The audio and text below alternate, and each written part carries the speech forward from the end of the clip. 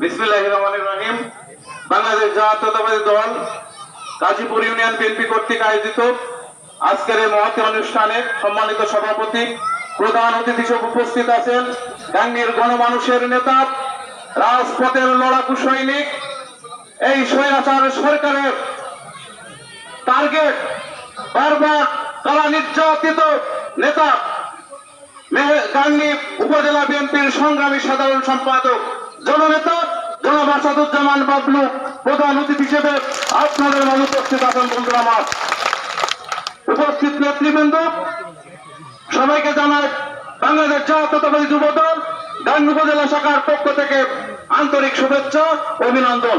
সংগ্রামী বন্ধুরা আমার, আজকে আপনারা জানেন আমাদের 5 আগস্টের আগে একটি স্বৈরাচার সরকার আমাদের কাঁধের উপরে ভর করে বসেছিল।